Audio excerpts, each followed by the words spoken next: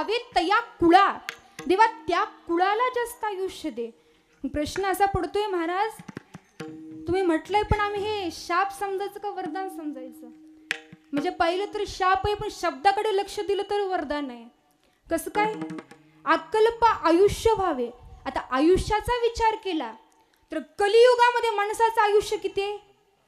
100 वर्षाचं. अल्प आयुष्य मानवी देह, शत गणिले ते काळ अर्ध रात्र खाय.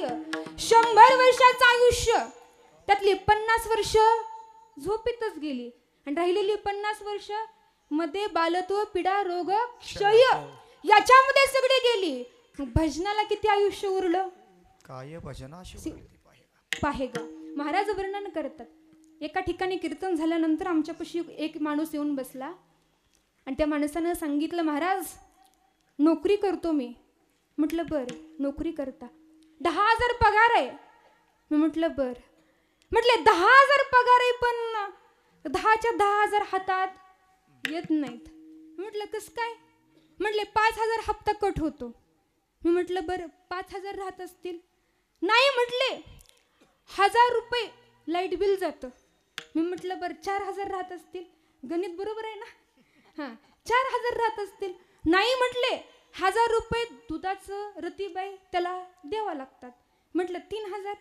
नाही म्हटले पोराची ट्युशनची फी वगैरे, घरातला किराणा, त्यात 2,000 जातात.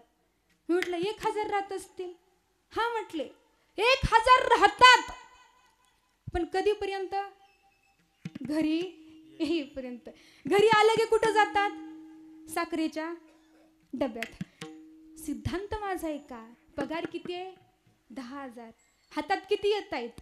त्याच पद्धतीनं 100 वर्षाचं आयुष्य मिळालंय, पण भजनासाठी किती वेळ भेटतोय या गोष्टीचा आपण विचार केला पाहिजे. आता या आयुष्याचा विचार केला तर एक गोष्ट लक्षात ठेवा, हा देह जास्त काळ लाभावा अशी मागणी नामदेव रायांनी केलेली नाही. नामदेव रायांच्या शब्दाकडे आपण लक्ष दिलं पाहिजे. त्याचं कारण आहे, शरीर जाणार आहे, नाशिवंत देह जाणार सकळ, आयुष्य खातो काळ सावधान, शरीर संपत्ती मृगजळ भान, जाईल नासून खरे नव्हे. हे शरीर टिकणारं नाहीये. महाराज तुम्ही शरीराकरिता आयुष्याची मागणी करत नाही. त्याचं कारण आहे शरीराचा स्वभाव आहे जीर्ण होणं. प्रत्येक गोष्टीचा वेगवेगळा स्वभाव असतो. साखर आहे, साखर पक्वाच्यानं खाल्ली कशी लागते? गोड लागते ना. गायकानं खाल्ली कशी लागते? गोड लागते. बरं, सगळ्या गुरुकुल मधल्या विद्यार्थ्यांनी खाल्ली गोड लागते. गिरवीतल्या माणसानं खाल्ली गोड लागते. गोंदीतल्या माणसानं खाल्ली गोड लागते. लवंगला कशी लागते? गोड. ओझऱ्याला गोडच लागते. एखाद्या बारक्या पोरानं साखर खाऊ द्या, तरुणानं साखर खाऊ द्या, नाहीतर म्हाताऱ्या माणसानं साखर खाऊ द्या, साखर कशी लागते? आता साखर गोड का लागते? त्याचं कारण आहे साखरेचा स्वभाव आहे गोड असणं. तसं या शरीराचा स्वभाव आहे जीर्ण होणं. हे शरीर जीर्ण होत जातं. महाराज हे जीर्ण होणारं शरीर आणि त्याच्याकरिता तुम्ही आयुष्याची मागणी करताय का? तर महाराजांचा शब्द बघा. महाराज म्हटले अकल्प आयुष्य व्हावे तया. तया म्हणजे त्या व्यक्तीला नाही, पुढे शब्द वापरलाय तया कुळा, म्हणजे त्या कुळाला देवा आयुष्य दे. तया कुळा म्हणजे एखादी जात नाही, तया कुळा म्हणजे एखादा माणूस नाही. तया कुळा ही एक विचारधारा आहे आणि महाराज म्हणतात त्या विचारधारेला देवा अकल्प आयुष्य लागू दे. कल्पनेची बाधा अजिबात विष्णुदासांच्या मनामध्ये निर्माण होऊ देऊ नको. अभंगाच्या द्वितीय चरणामध्ये कल्पनेची बाधा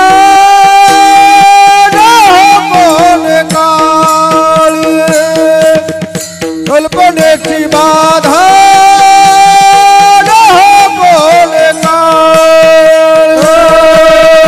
कल्पनेची बाधा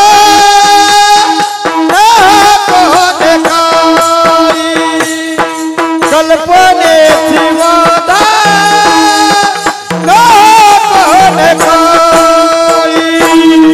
कल्पनेची बाधा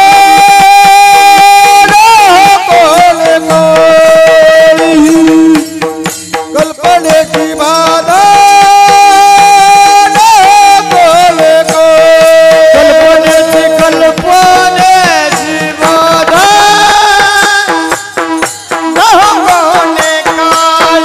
कल्पनेची बाधा कोणे काळी ही संत मंडळी सुखी संत मंडळी सुखी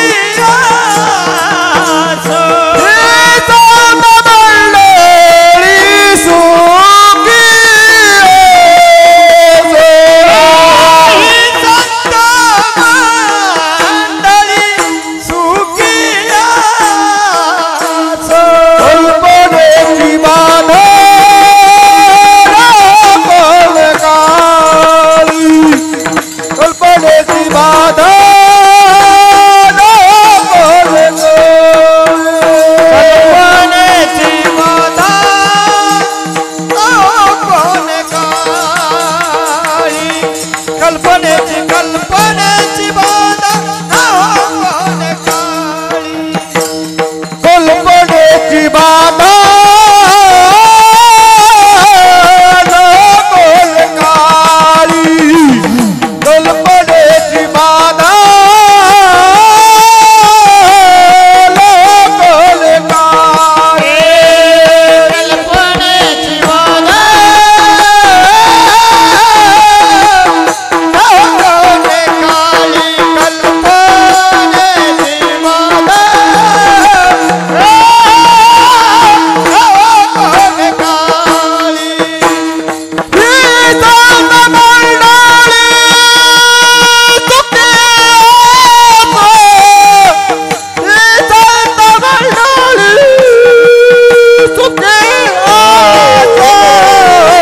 कल्पनेची बाधा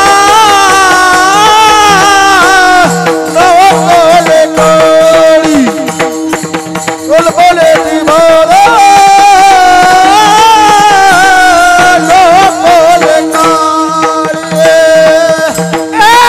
कल्पनेची बाधा कोणे काळी ही संत मंडळी सुखी असो कल्पनेची बाधा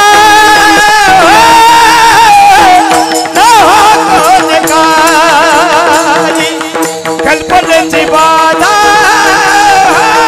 कल्पनेची बाधा न हो कोणे काळी ही संत मंडळी सुखी असो. आता महाराज म्हणतात ही संत मंडळी सुखी असो, मग बाकीच्यांना का दुःख का? अकल्प आयुष्य व्हावे तया कुळा आणि माझ्या सकळ हरीच्या दासा, म्हणजे हरिदासांना जास्त आयुष्य आणि बाकीच्यांना कमी आयुष्य का? म्हणजे महाराजांनी फक्त विष्णुदासांकरिता मागणी का केली आहे? तर याच्यामध्ये स्वार्थात परार्थ दडलेला आहे. एक गोष्ट लक्षात ठेवा, संत सुखी कधी असतात?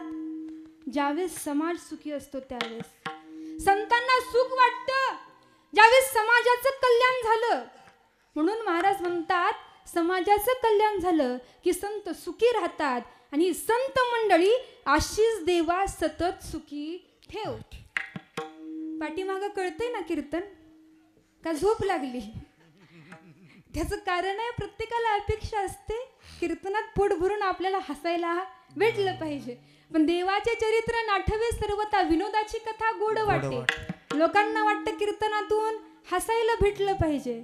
महाराज एखादा विनोद ऐकायला भेटला ना एवढं हसतात, एकमेकाच्या हातावरती टाळ्या देव देव हसतात, पण कीर्तनात टाळी वाजवायची म्हटली की यांना लाज वाटते. महाराज वर्णन करतात, हातावरी हात हसोनी आफळी आणि वाजविता टाळी लाज वाटे.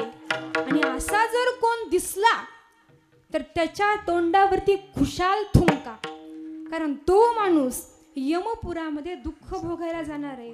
तुका म्हणे थुंका त्याच्या तोंडावरी जातो यमपुरी भोगावया. विठ्ठल विठ्ठल